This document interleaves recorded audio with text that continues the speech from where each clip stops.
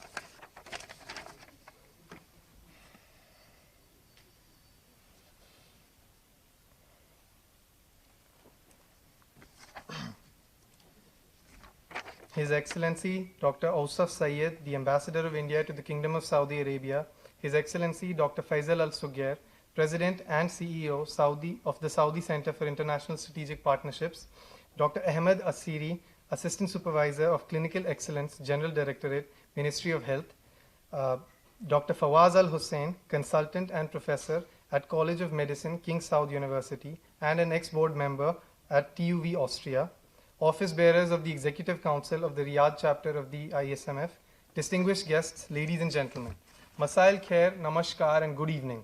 It gives me immense pleasure to welcome you all to the inauguration ceremony of the Riyadh chapter of the Indo-Saudi Medical Forum.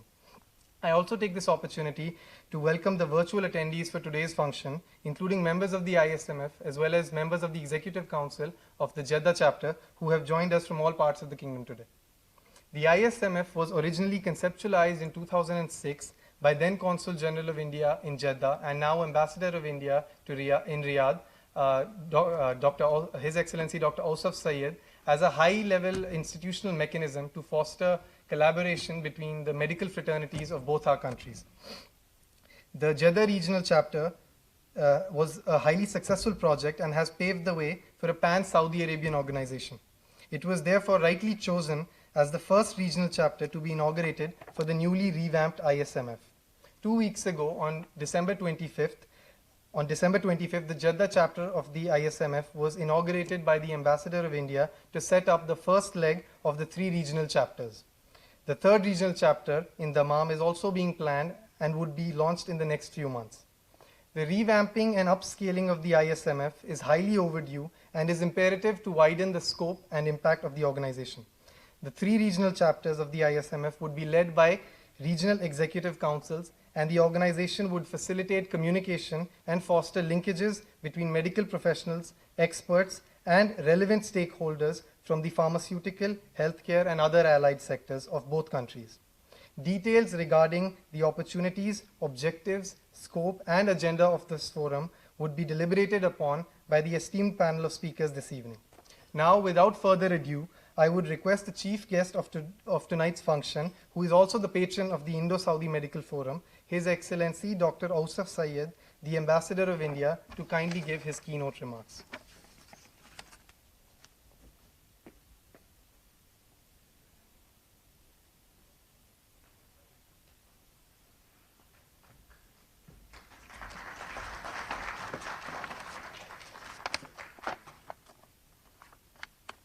His Excellency Dr. Faisal Al Sugair, CEO of the Saudi Center for International Strategic Partnerships, Dr. Fawaz Al Hussain, Consultant and Professor at College of Medicine, King Saud University, and Executive Board Member of TUV Austria, who is the President of the Indo-Saudi Medical Forum Riyadh chapter, Dr. Anwar Khurshid,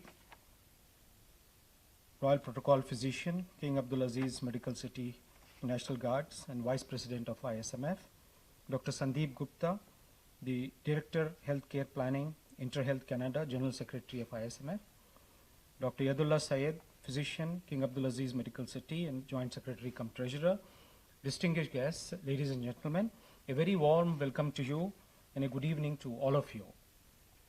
It's my proud privilege to welcome all of you this evening on this momentous occasion of launching of the Riyadh chapter of the Indo-Saudi Medical Forum. As was stated, this organization was actually originally launched in 2006 in Jeddah, and I had relaunched it again in Jeddah last month, end of last month, again to rejuvenate the extraordinary work which was done all these years by the medical fraternity in the Western Province. One may ask, what is the context of launching this forum? I would say there are many reasons. Firstly, historical. Indian medicine has a long history tracing back to Vedic times, roughly around 2000 BC. Thereafter, we had the golden age of Indian medicine from 800 BC until about 1000 AD, which was marked by the production of several medical treatises, particularly by legendary physicians of India such as Charaka and Sushruta, among others. Over the years, the Indian knowledge of medicine advanced significantly, both in the traditional forms of medicine such as Ayurveda, homeopathy, Unani, and naturopathy, as well as in modern allopathy. In the Islamic world too, there was a golden age of scientific discovery from 7th to 12th century AD, when Muslim doctors pushed the boundaries of medical science into bold new places. We had Abu Bakr Muhammad Zakaria Razi, known as Razes in Latin language, known for his pioneering book about smallpox and measles. Then Abul Qasim al-Zahrawi, known as Abul Qasis, acclaimed for his Kitab al-Tasrif, a 30-volume encyclopedia of medical practices, followed by Ibn Sina or Avicenna and Ibn Rushd or Averroes. So knowledge sharing in medical science in the contemporary times based on mutual strengths could be one of the goals we could adopt, so that joint strategies could be developed to counter threats of epidemics and pandemics. Secondly, complementing the policies relating to healthcare in both countries. Many countries across the world are focusing on providing cost-effective, quality healthcare services to the citizens. This has assumed urgent proportions, particularly in the aftermath of COVID-19 pandemic. Our nations need to leverage these comparative advantages in science and technology, R&D, advancement in medical research and healthcare, so that these technologies we could complement each other in both countries. In this context, I see a clear synergy between the healthcare goals as envisaged in the Kingdom's Vision 2030 with that of India's Atmanirbhar Bharat or self-reliant India. The Strategic Partnership Council that was set up between our two countries during the visit of Prime Minister Narendra Modi to Riyadh in October 2019 lays emphasis on healthcare cooperation, among other things. A joint working group on health is proposed to be set up between the two countries, and a fresh MOU on health cooperation is also being discussed as an upgrade to the existing MOU, which the two countries had signed in 2006, so that new and emerging areas of cooperation could be incorporated to include such as joint research in medical science and joint development of medicines and vaccines and so on and so forth. Third important reason could be leveraging on the availability of healthcare facilities of international standards in India through forging collaborations between super specialist hospitals in both countries. Exactly a year ago, in January 2020, a 14-hour-long rare liver graft surgery was performed successfully on a 1-year-old Saudi girl at Artemis Hospital in Gurgaon in India. India has emerged, as you know, as a much sought-after destination for medical tourism. In 2019, we had nearly 700,000 foreign patients who had traveled to India for medical treatment. The GCC states in particular have become a major source of medical tourism for India, with Oman being the leading country from the region, followed by the UAE and Saudi Arabia. The ISMF could provide an opportunity to collaborate in strengthening these informal bonds, capitalizing on the expertise of both our countries. Fourthly, exploring business opportunities in healthcare through enhanced exports of retail and bulk drugs, vaccines, and surgical and scientific equipment from India to Saudi Arabia, as well as encouraging Indian pharma majors to consider making inward investments in the kingdom to set up manufacturing plants, taking advantage of the various incentives that are being extended to encourage domestic manufacturing in the Kingdom of Saudi Arabia. Construction of hospitals in the kingdom using Indian technology and Indian expertise is another area which I can think of.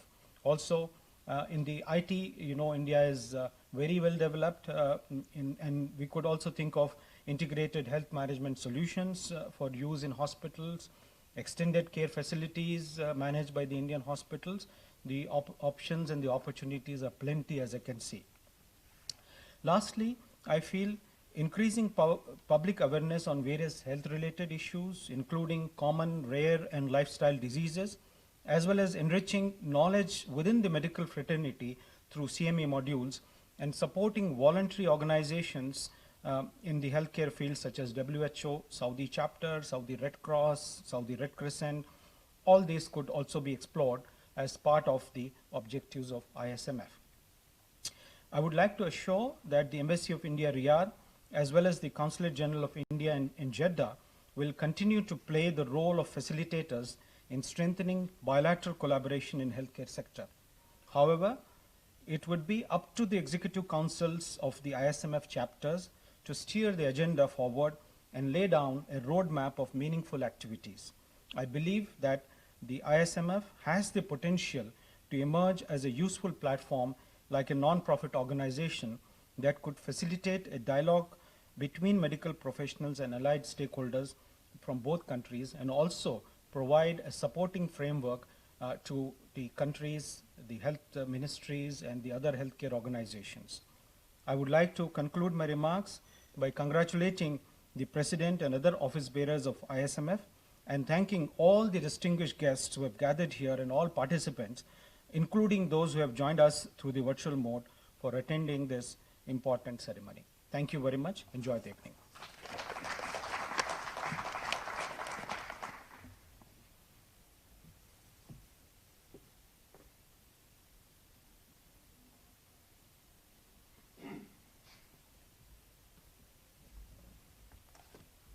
Thank you, Excellency, for sharing with us your vision for the ISMF. I now request His Excellency Dr. Faisal Al Sugair, the President and CEO for Saudi Center for International Strategic Partnership, to kindly give his remarks.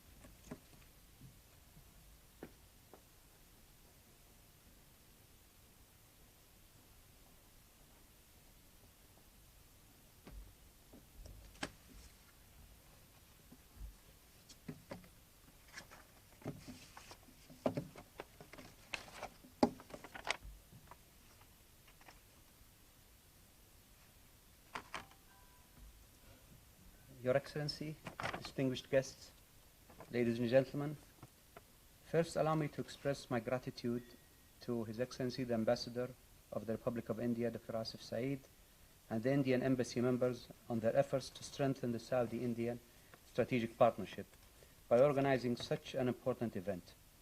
It is an honor to be part of the inauguration of the Indo-Saudi Medical Forum that aims to strengthen the collaboration between our countries in this critical time while we continue to fight the COVID-19 pandemic with the rest of the world.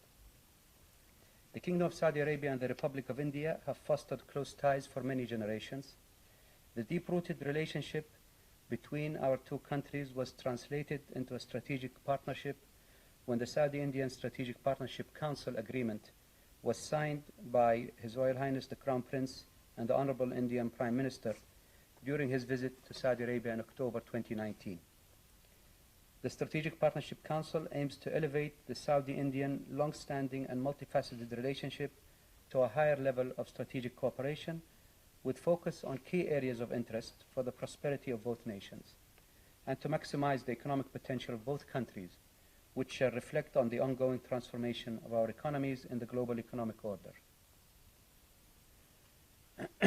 Under the Saudi-Indian Strategic Partnership Council, one of the main strategic sectors that were identified as priority areas of collaboration is industry and manufacturing, and under the sector, cooperation in essential sectors such as health was identified.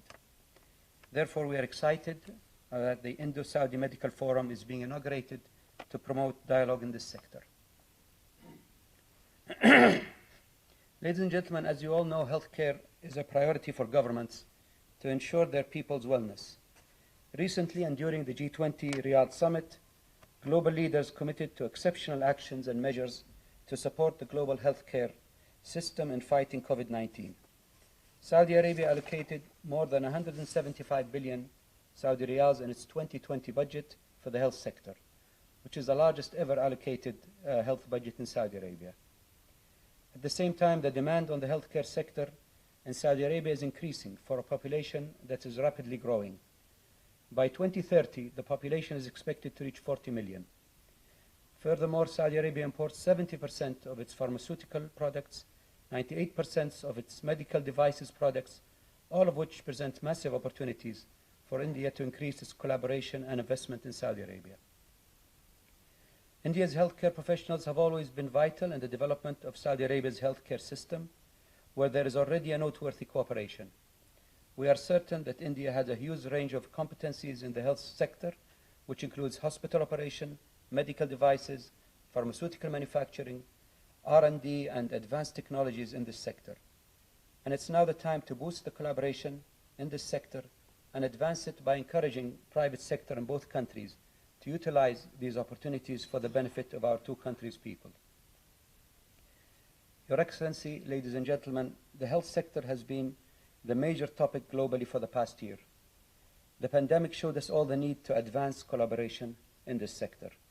We are hereby looking forward to this forum to have tangible future outcomes and to be a platform to elevate the collaboration between Saudi Arabia and India, serving the goals of the Strategic Partnership Council.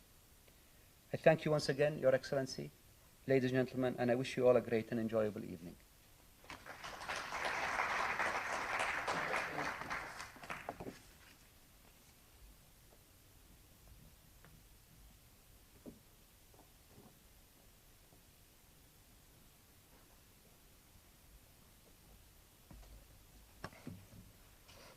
Thank you, Excellency, for your remarks and shedding light upon the opportunities for collaboration between India and Saudi Arabia. I now request Dr. Fawaz Al Hussain, consultant and professor at College of Medicine, King Saud University, and executive board member at TUV Austria, who will also be the first president of the Riyadh chapter of the ISMF, to please give his remarks.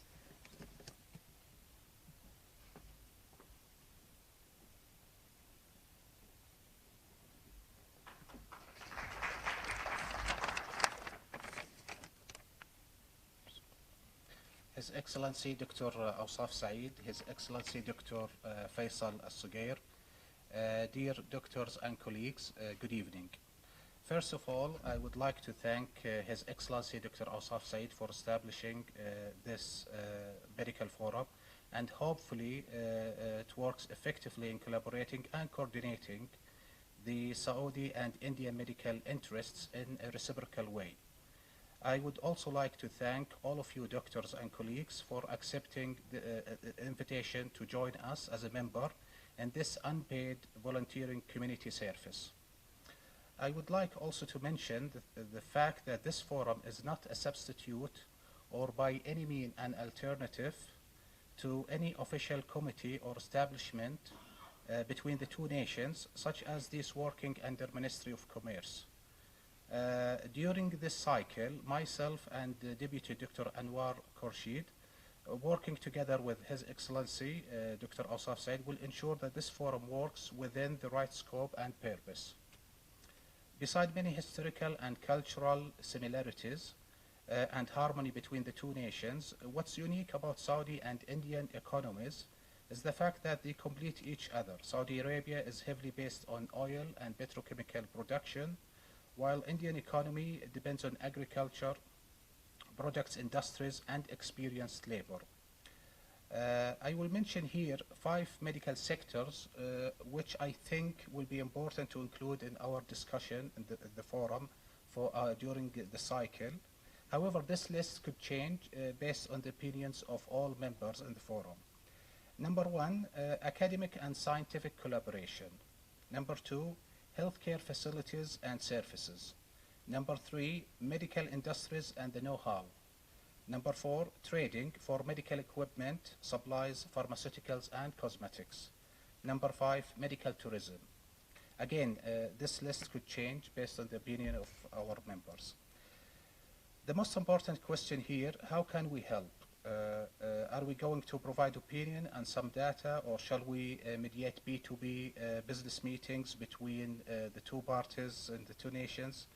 Again, this part of debate, I will leave it for our next meeting with the members of this forum. I would conclude here that medical field is complex, variable, and costly. We could save lives, reduce treatment costs, or create jobs. So everything we do here in this forum will be reflected hugely and will be widely appreciated. Thank you.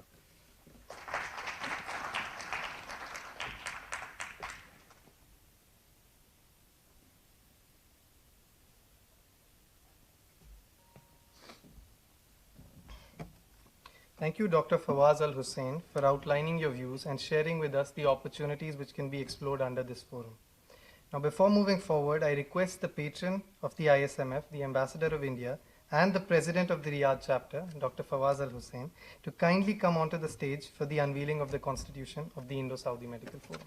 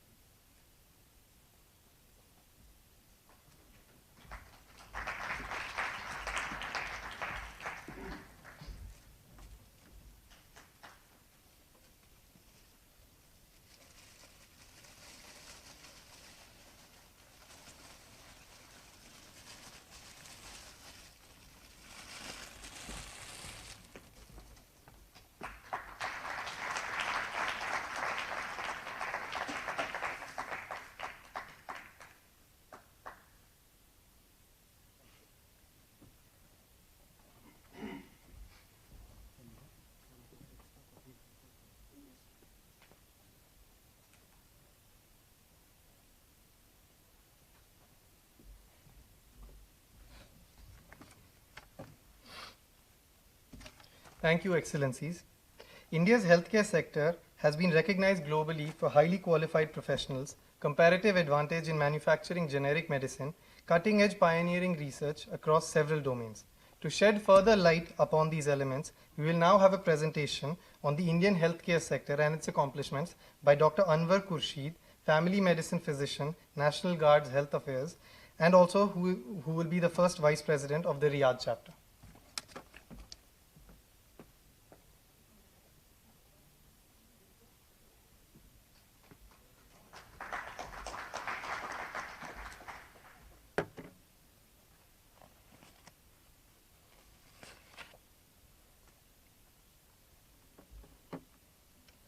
His Excellency Dr. Awsaf Saeed, Ambassador of India to Saudi Arabia, His Excellency Dr. Faisal Al-Sugair, CEO, Saudi Center for International Strategic Partnerships, Dr. Ahmad Asiri, Assistant Supervisor of Clinical Excellence, General Directorate, Ministry of Health, Mr. Sandeep Kaushal, Second Secretary, and the Chief Coordinating Officer, Dr. Fawaz Hussain, the President of Indo-Saudi Medical Forum, office bearers, executive members, and general body members, and ladies and gentlemen who are attending on virtual meeting. A warm good evening to you all. It is with great pleasure I thank His Excellency Dr. Awsaf Saeed for providing me this wonderful opportunity to serve as Vice President of Indo-Saudi Medical Forum.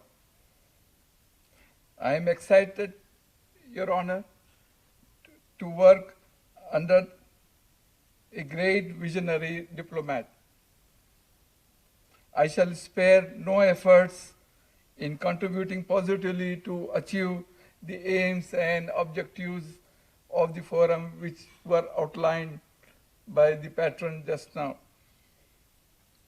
It is amazing, very amazing to begin 2021 with this colorful function. For me, it is the first get-together which I am attending after a long time. It is my privilege to speak few points on this accomplishments of India in the field of medicine. Of course, it is a huge topic. I'm just trying to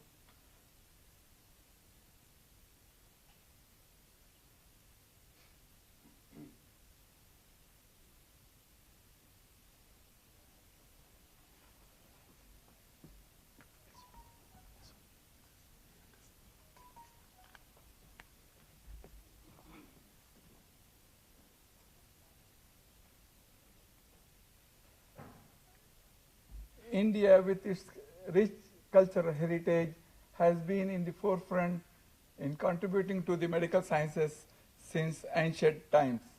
like Ayurveda, plastic surgery, cataract surgery, leprosy, and yoga. The Indian physicians and Indian scientists have contributed a lot in the bringing up of the medical field. I have just picked some faces which are familiar to me and may be familiar to all of you.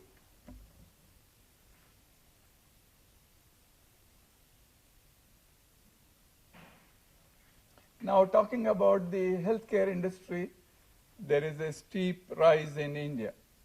As you can see that in 2016, we had the business of $140 billion. Now it is expected to be $372 billion in 2022.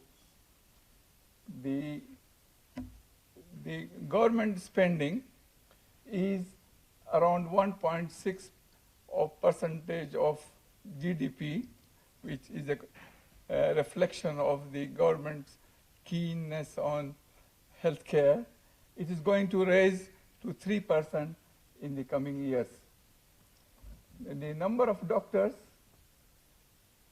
has reached to 1.2 million in September 2020. And of course, the Indian doctors, particularly in US and UK, they form 10% of the total workforce. Number of medical colleges is around more than 500, and which is still rising.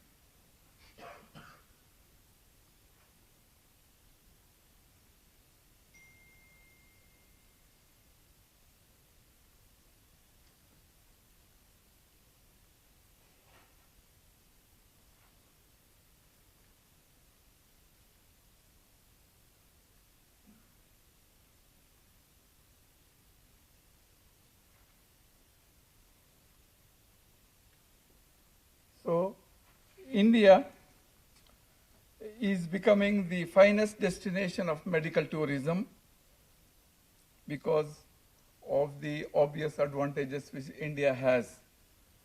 It has top medical care facilities.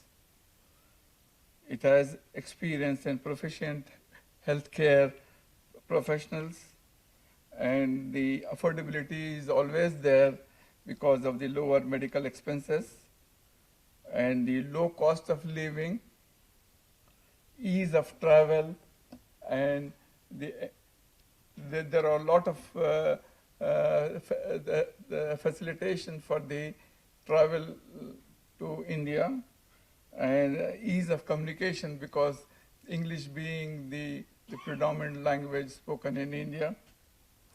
Alternative therapies are available, and availability of good food and availability of the leisure activities. As you can see that there are 521 JCI accredited hospitals in India, and they are growing. If you see the total number of hospitals, there are around 70,000, and hospital beds 1.9 million, number of ICU beds around 100,000, number of ventilators around 50,000. So a huge infrastructure is an advantage and was a boon during the pandemic. World-class hospitals, just to mention few of them, the Care Hospital, Fortis Hospitals, Apollo Hospitals, Aster DM Healthcare, Manipal Hospital, Medanta, and AIG. Among all these groups, you all may be knowing that Aster DM has a hospital at Riyadh, which is being managed by them. Regarding the pharmaceuticals and the manufacturing of the drugs, and particularly the generic drugs, India is the third largest pharmaceutical industry in the world and is expected to grow to 100 billion US dollars by 2025. As regarding the exports, as the data according to October 2020, it was around 13.87 US billion dollar. And regarding generic drugs, we are the largest provider of the generic drugs globally.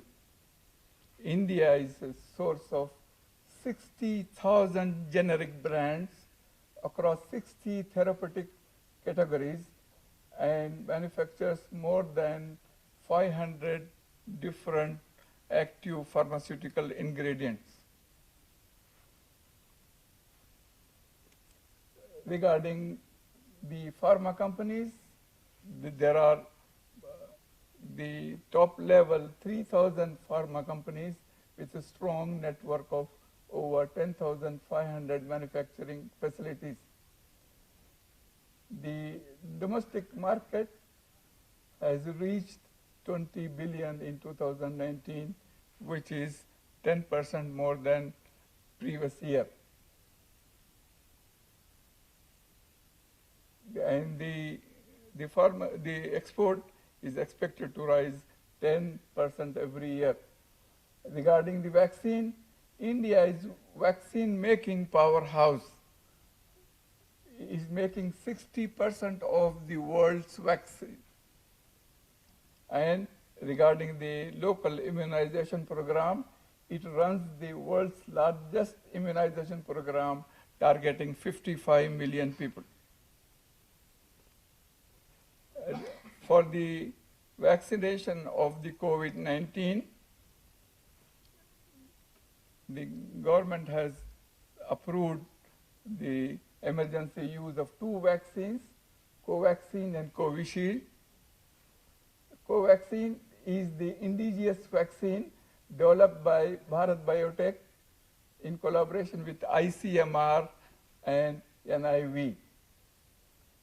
And it is for the storage, the advantage is it can be stored between 2 to 8 degrees centigrade. And the cost is meager 100 rupees. If you see the other one, the very high cost all over the world. Covishield, developed by Oxford AstraZeneca. The Serum Institute of India is the manufacturing and trial partner. Again, storage is similar, 2 to 8 degrees centigrade, and the cost is around 250. There are 3 others in pipeline, and we hope to get the results very soon. As regarding laboratory services, it's expected to grow at the rate of 16%, and it will be, which is already 12.3 billion in the financial year of 2020. And regarding the accreditation of the labs, during the past few years, we have jumped to 200%.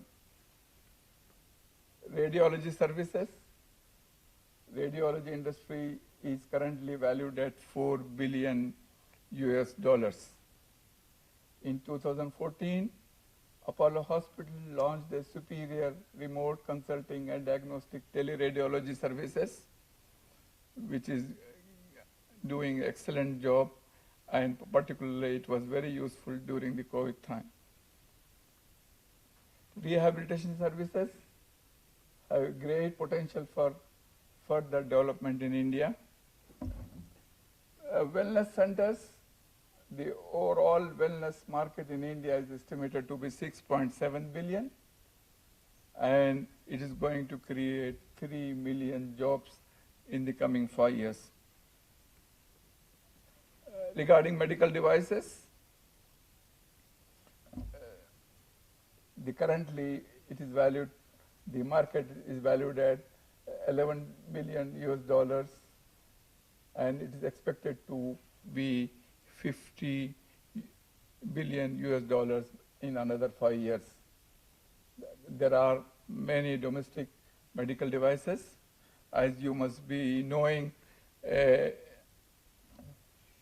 stent, cardiac stent was developed in India by Dr. Soma Raju with the technical help of AP Abu Kalam at that time, and it was named as Kalam Raju stent, and which was very, very economical, and it gave benefit to a lot number of people.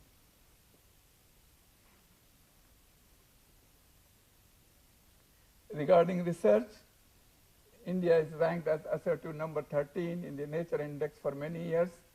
The clinical trial market size is expected to reach 3.15 billion by 2025.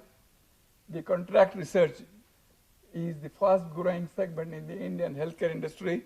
Whole world is looking at India for the contract research because of the obvious advantages. The cost of developing new drugs is as low as 60% of the testing costs in US. So India is not only encouraging the research in the modern medicine, but also we are going ahead with the research in our ancient medicine, which may be very helpful, particularly in the lifestyle diseases, age-related diseases. Teaching institutions, they are quite good number of more than 500, and it is on the steep rise because a lot of private sector people are coming in to start medical colleges and the medical education. Health insurance. Health insurance is the fastest growing market segment with a rate of 23% in the last 10 years, because you all know that it is because of the awareness and because of people going for insurance. And the international multinational companies have tied up with the local players and come out with the excellent solutions.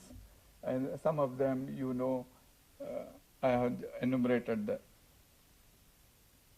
The traditional system of medicine, acronym is Ayush, which stands for Ayurveda, Yoga and Naturopathy, Unani, Siddha and Homeopathy. Unani medicine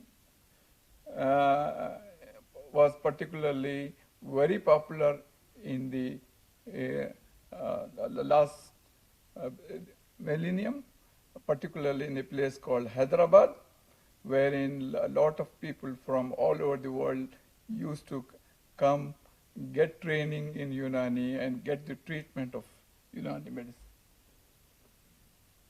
The domestic trade of Ayush industry is one of the order of 80 to 90 billion US dollars. Indian medicinal plants and their products, the export will be around 10 billion US dollar. It means there is a huge market of the herbal medicine. Telemedicine, which was existent even before, has taken a steep rise during pandemic, COVID pandemic, and it is going to stay. Not only is it going to stay, it is going to grow at a very huge rate of 31% because of the obvious advantages which it has. And similarly, the medical apps. Now medical app has become the part of the routine use for all the situations. Transplant surgeries. In 2019, we have done transplant surgeries about 12,666. India stands second in the world after US. Regarding primary health care, our investment is around 13 billion US dollars. Home care, which is coming up now, which is being the need of the hour, the size is 5.2 billion US dollars, and is going to raise at the rate of 20%. I have tried to summarize what we discussed in a slide, but of course I have just tried to touch the surface of the issues. I will be pleased to elaborate to whoever is interested to give more information about all these things.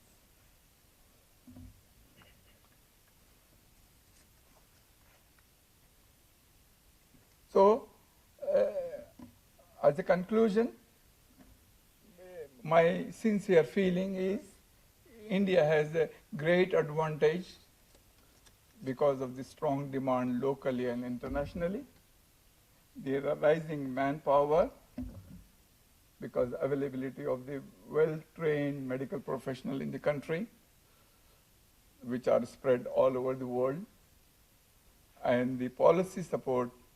The government aims to develop India as a global health care hub. So I feel that there are attractive opportunities for the individuals and the institutions to go ahead and think of investing in healthcare sector. And so I thank each one of you for the patient listening, and thank you.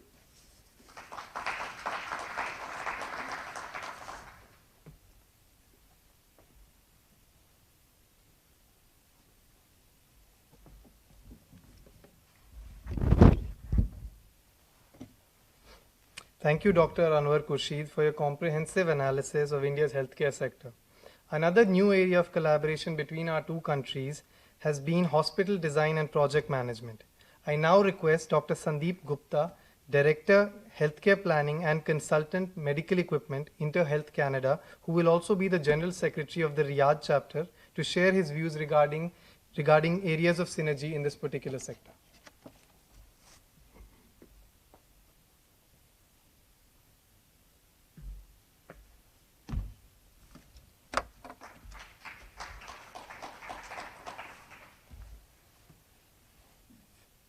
Your Excellency, Dr. Asaf Saeed, Dr. Faisal Sugair, Dr. Fawaz Hussain, and my fellow colleagues. I came to this country 35 years ago as a young physician to a place called Bukeria in Qasim. And what a surprise it was coming from England to Bukeria. And little did I realize that 35 years later I would be standing here delivering a lecture on my experiences here and areas where I think we can collaborate. Frankly, when His Excellency called me, I was astonished and secretly quite happy as well, because I've had certain views on how we can collaborate, but never had a forum to express this, where I sincerely believe that we can collaborate. A lot of things have been covered in relation to the healthcare synergy between the previous speakers. So I will make my presentation very short and only talk of the main points where I think we can talk to each other more often and do something rather useful. My interest, actually, I'm a trained internist, but over the last 30 years, I've been doing hospital projects and design consultancy and medical equipment procurement for various groups, French groups, and the last one is InterHealth Canada, which is owned by one Dr. Imad Al-Dukair. My main emphasis is that our synergy relates to medicine and healthcare as it currently stands in the world. What are the areas of components? We go to the hospitals, we see patients, we come back. We don't realize how much effort actually goes into making a hospital. And I've been here and done several projects and I realized there are areas where there are deficiencies which can be covered up with mutual cooperation. So very briefly, the points of healthcare components. One is project report and feasibility studies. Now this is something which I don't need to talk about because in Saudi Arabia, because of the wealth that they have, there are huge amounts of money paid to the major players in the market, and it's sometimes, frankly, I've attended these, but I think we could do a better job from India as well, because I don't want to name companies, but I think feasibility study, project studies, DPRs, all of these can be done. Hospital design services, this is a subject that I feel very strongly about, because I have been involved with this. I have taken services from companies in India, including my own hospital, where we have design services, whether it's related to the structure of the hospital, architectural, civil, electromechanical. The third point, of course, mentioned by previous speakers is construction, project management, which I myself am doing now for my own hospital, and there are others who are equally qualified. Then you have human resource planning and manpower supply. Manpower supply is no secret. I mean, we've all been here over the years, and we've seen a fair number of doctors, nurses, technicians, paramedical staff who are working in the healthcare industry. Of course, then you have facility management. I mean, we build hospitals, we go to them, we don't realize how much goes on behind the scenes of actually managing the facility. And this is a huge area of synergy. You can build the most expensive hospital, and I've seen hospitals going to the dogs because the management, the facility management is poor. And this is across the board, by the way. This is not only clinics in areas like where I worked in Qasim or elsewhere. This is across the board. And this is something that we have to accept, and it can be done. So facility management, medical and engineering both, because this is where you run a hospital more efficiently, and it is where you save money. So this is highly, highly important.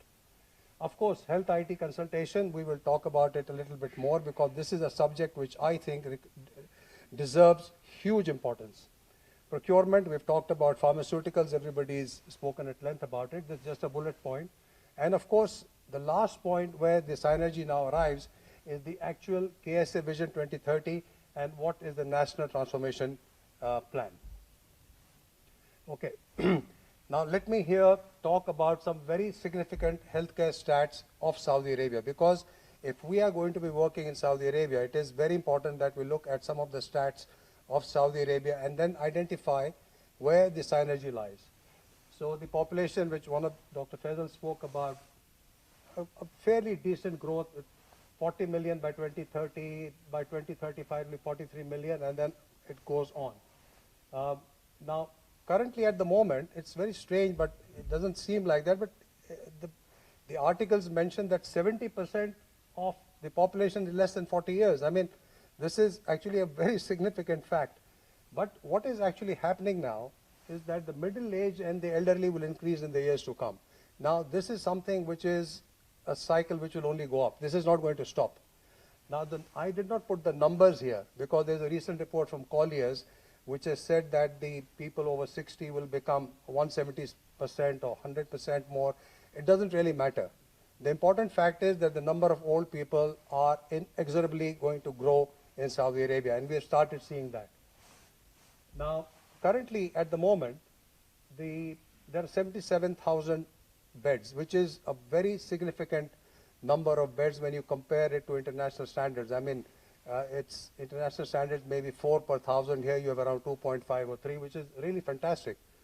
The Ministry of Health, our Ministry of Health, is almost 60% the major player, and then you have the private sector, which is, getting in. It's getting bigger by the day, and then you have other entities like National Guard, and you have the King Faisal Security Forces, and all the others who are 17%, but they are all high-end hospitals. So we have now almost 500 hospitals in Saudi Arabia, 5,000 clinics, 100,000 plus doctors and nurses and paramedical staff. The growth rate, which you just saw, which is almost 7% annually, it sounds a small number, 7%, but in real terms it is huge when you look at the money involved in this. The budget has been mentioned, which was only slightly reduced this year. Now, the healthcare at 10 to 11 of GDP, this number is a very conservative number. In India, you saw it was 2%, 2.5%, and that is considered low. But for Saudi Arabia to reach 2025 by 11% of GDP means the expenditure for the government is going to be alarming. It is going to be huge. So the other thing that has happened now is that, like the company I work for, there is 100% ownership in the healthcare sector is allowed. I know very little about it, but I believe this is a fact, and there are certain private entities who are already into the market now. Now the vision is that by 2030, the vision 2030, almost 300 hospitals should be privatized and almost 2,200 clinics. Now this is the vision. This is the vision, which is still 10 years from now.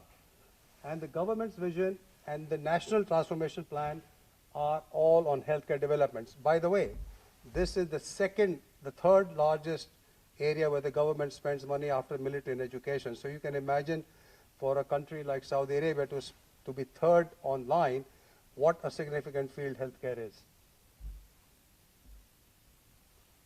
Okay, just keeping it short, we have now a requirement of almost 14 to 15,000 doctors by 2030.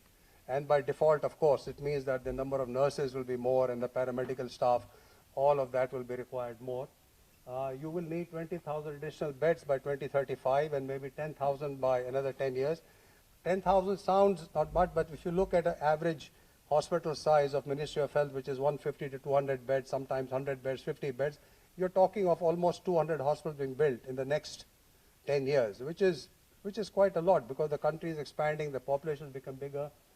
Almost currently 98% of medical devices are imported into the country. There's only 2% local manufacturing.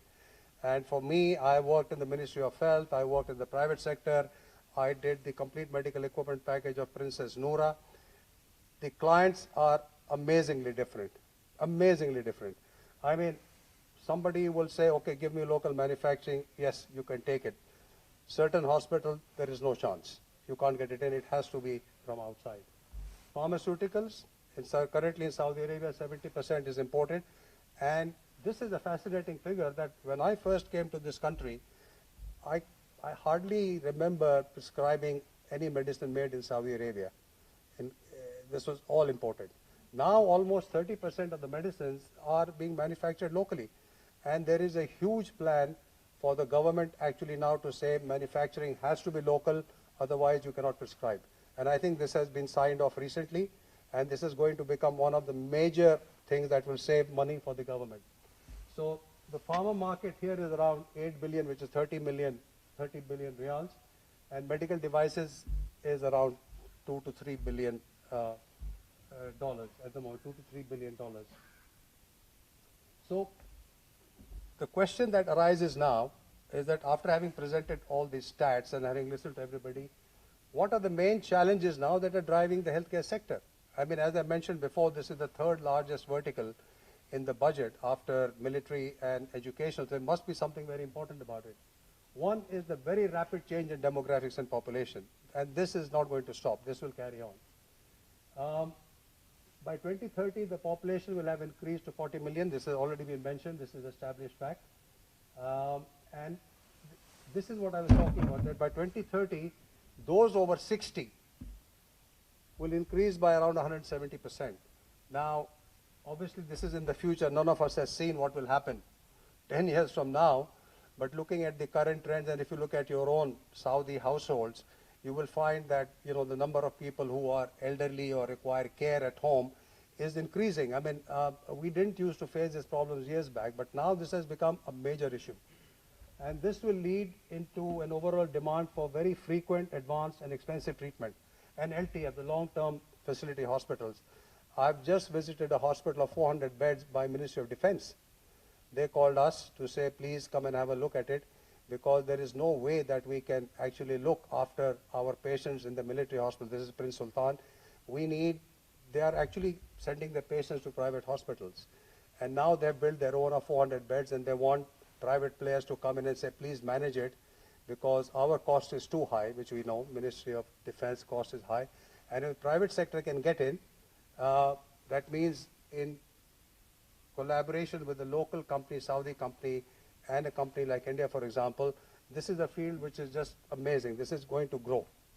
So, and of course, the doctors here will realize that the non-communicable diseases like diabetes, cardiovascular disease, strokes, cancer, these are increasing by the day. And this is putting a huge burden on the expensive diagnostic tools and the treatment. I mean, there was a time when CT scans were in teaching hospitals.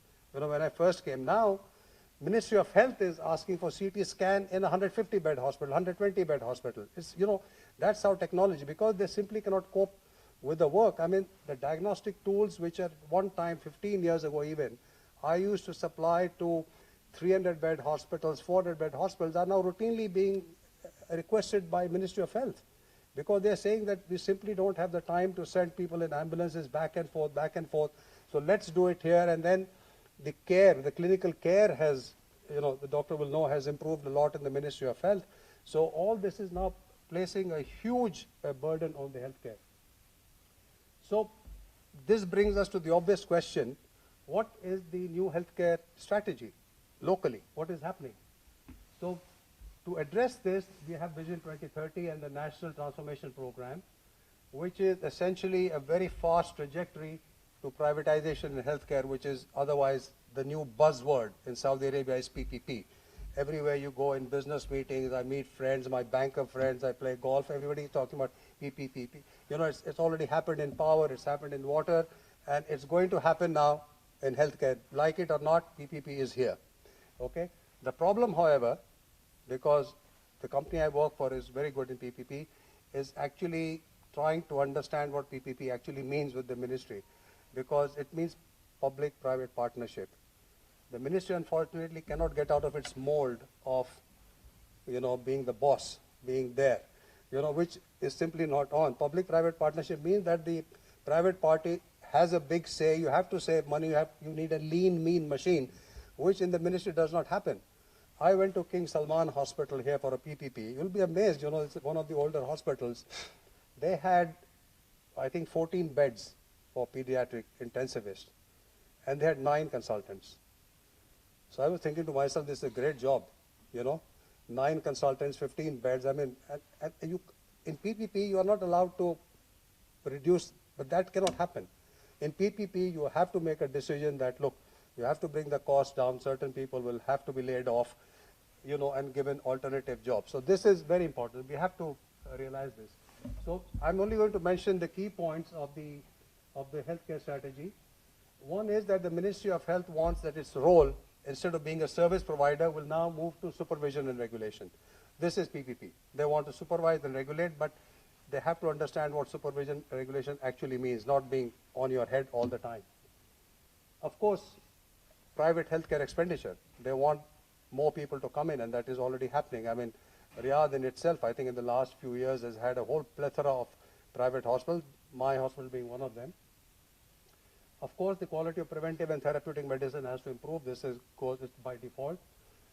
One of the things that the ministry and the government has done is they've started increasing their cost on their emphasis on digital healthcare, e-health card, and offering solutions which will impact cost, quality, access, resources. And there's something new that has come recently that I came to know was called revenue cycle management. I wasn't aware of this because it's a business term, but I read up about it, and this seems that in future, even the clinics will be audited by the government. How are you running? How much money are you spending? What are you spending it on? How much are you saving? So this is going to become serious business. I mean, Ministry of Health is not going to be a free ride anymore. I mean, the private hospitals already do it, but the government itself, and including National Guard and King Faisal, and are all have become very cost conscious now. So revenue cycle management will become important, and that will all come down to digital healthcare. And needless to say, you have to train more local doctors, nurses, and allied paramedical staff. But the question is that will the number of current private players in the market really add up to the number of paramedical staff required in 10 years' time? That remains to be seen. But obviously, emphasis from households, Saudi families has to say that, okay, look, nursing is a good job, being an X-ray technician is a good job, lab technicians' salaries are going up. So hopefully, the allied and the training, they will be able to, and what you cannot, it will of course, India is always there and other countries are there. So international investment, healthcare, big strategy, this thing. And the budget alone for the national transformation was almost 23 billion, which is quite amazing. So let's very briefly, so where is the PPP opportunities now? The reason I put this slide up is because this is where the synergy can happen in certain fields. One is radiology. Those of you are familiar. There is a recent cluster for PPP in radiologies, which is worth almost 1.8 billion. So you can imagine King Fahd Medical City and 8 or 9 hospitals. The government is prepared to spend 1.8 billion so that you can get telemedicine and all these things just for radiology. Lab is not far off. Lab will follow. You have the primary health care, the long-term care we've already talked about, big subject, and then all these things will become very, very important for PPP, because this is where the government is spending money and where we can have synergy and save money. So basically a very brief summary now. We've all discussed this before, various speakers have talked about it. For me, one of the important things is the complete hospital design services. And I say this because I have worked in hospitals where the cost overrun is huge. When you go back to the fact that the local people, the private sector, the government will have to make more hospitals because the population is increasing. That is inescapable fact. You cannot afford to spend 2 years more in finishing a hospital because the design is lousy, or because you have not done the correct job, or you haven't done the data points correctly in a hospital, so that you have to do. And I say this with complete frankness. I have worked in hospitals where, the design has been less than satisfactory. And this has cost us almost 16 to 18 months extra.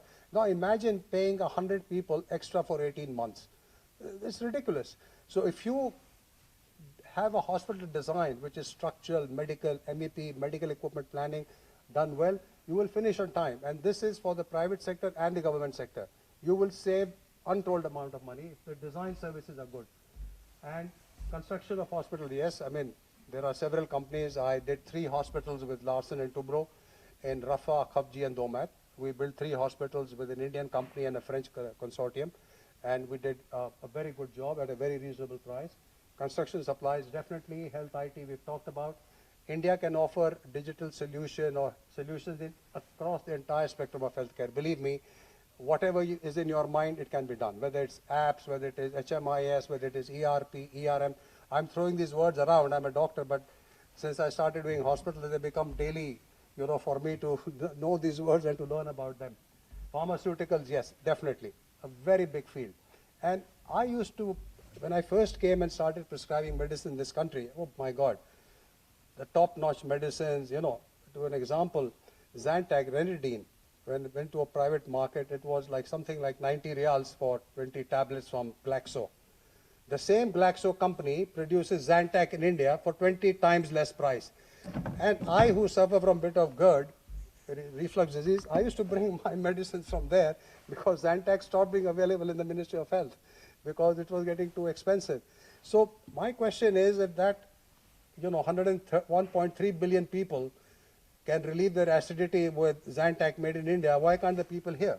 I mean, this is a small point, but what I'm trying to drive the issue is that the over-reliance on expensive medicines is pointless, because a medicine is only as good as what is inside the compound.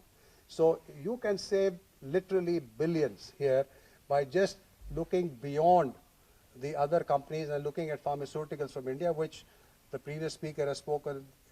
The industry in India is huge in pharmaceuticals. So these 2 areas, capital medical equipment supplies, I personally am in the business of supplying capital equipment. Now Indian companies have started registering under SFDA. And SFDA, for those who are not aware, is a nightmare. It is a nightmare. I mean, they have like requirements which you cannot even begin to believe. So certain people just cannot afford to put it in, and they say, okay, let's forget this market, we'll sell our stuff somewhere else. But now, luckily, they've started registering under SFDA. This is beginning to happen. So capital equipment, I would say, will take a bit of time. There are still certain pieces which can be done. But consumables, yes, in all areas. Consumables, definitely you can save a lot of money. And not only that, you can actually tie up with Indian companies to start producing consumables here. The idea is not always to bring in stuff. The idea is to start manufacturing here, making pharmaceuticals here. And this is now, I heard recently that the Prince himself has signed that in Saudi Council, that if you don't manufacture a medicine here, soon you will not be able to prescribe it. So I think 10 to 15 years time, it will become mandatory that unless these are oncology medicines or something high-end or targeted medicine or something like this, they will have to be manufactured in Saudi Arabia with whatever collaboration for it to be prescribed. Otherwise, you will not be able to prescribe it. Involvement in PPP, we've talked about it. So this is very likely with local partners. I think PPP is a little bit complicated still. A lot of people still don't understand it in the healthcare sector. Of course, in power and water and other areas, it's already going well. But healthcare is a bit sensitive area because the Ministry of Health has to change their thinking on how PPP operates. But most likely, I think it will happen with local partners because you need to talk to the local government officials in this area. So this is a very interesting area where you can do. Manpower supply, we've already spoken about it. Health tourism, we've spoken about it at great length. Training of Saudi hospital staff, yes, in IT. I am not going to assume that we can, bring people and start training them in radiology and laboratory because there's enough colleges here who are doing technical training, and I think this will get better with time. Yes, like every other country, sometimes the quality is not what you want, but I personally feel that with more colleges and getting competitive, the quality of technicians that Saudi technicians are working with is improving every day. It's getting better and better. And education in India, I think personally, I think the scope is limited. We have a lot of medical colleges opening up here, dental colleges opening up, pharmaceutical, nursing colleges. So I think this may be a little bit, there are, I believe, some Saudi students studying in India and other places, but I think it's a limited possibility, but it is one of the things. So what I've done is actually just given you a bird's eye view of my personal experience over here and the areas where I think we can really do well. Certain areas are in their fledgling state, will take some time, but generally speaking, I think the synergy exists, and I think there is a very big scope for it. Thank you.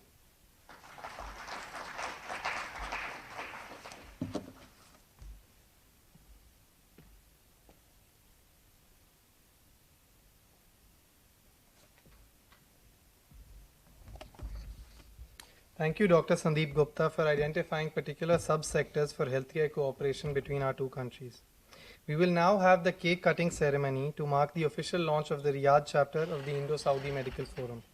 I request the Ambassador of India and the President of the Riyadh chapter to kindly begin the cake cutting ceremony.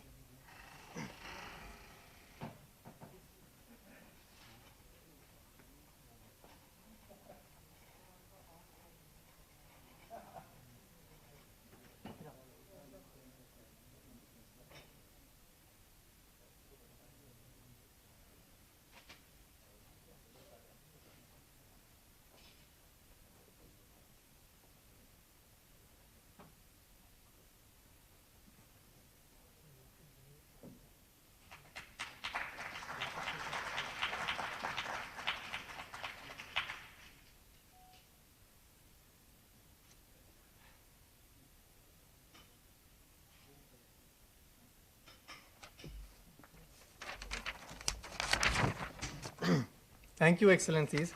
With this, we come to the end of today's program. I would like to thank all the esteemed speakers for their insightful remarks and comprehensive presentations. I especially thank tonight's chief guest, His Excellency Dr. Ausaf Sayyed, Ambassador of India, for gracing the occasion and formally inaugurating the Riyadh chapter of the ISMF. I also thank His Excellency Dr. Faisal Al Sugair, President and CEO of the Saudi Center for International Strategic Partnerships, for taking out time to join us today and sharing his views about possible areas of cooperation and collaboration between our two countries in this sunrise sector. I thank Dr. Ahmed Asiri, Assistant Supervisor of Clinical Excellence, General Directorate, Ministry of Health, for attending this ceremony. Your organization will have a critical role to play in furthering the objectives of the ISMF, and therefore we look forward to working with you in the near future. I thank the Executive Council of the Riyadh chapter, President Dr. Fawaz Al Hussain, Vice President Dr. Anwar Khurshid, General Secretary Dr. Sandeep Gupta, Joint Secretary cum Treasurer Dr. Yadullah Sayyed, the 8 Executive Council members, Dr. Khalid Muhammad Al Dosari, Dr. Maki Al Muntashri, Dr. Sadish Mehdi Revula, Dr. Mana Al Harbi, Dr. Muhammad Shahnawaz Muazzam, Dr. Gyanendra Mohan, Dr. Maha Al-Atiki, and Dr. Muhammad Kaleem Siddiqui for taking up the responsibility of steering this organization. I would also like to thank the 3 city coordinators, Dr. Muhammad Ikram Naeem for Al Qasim, Dr. Afrasim Moin for Hale, and Dr. Mukta Subhash Kute for Al Jauf, who I learnt drove nearly 1,000 kilometers last night simply to attend this ceremony, which just goes to show the enthusiasm and willingness among the members of the organization for making this forum a success. So thank you so much. Last but definitely not, sorry. Thank you so much.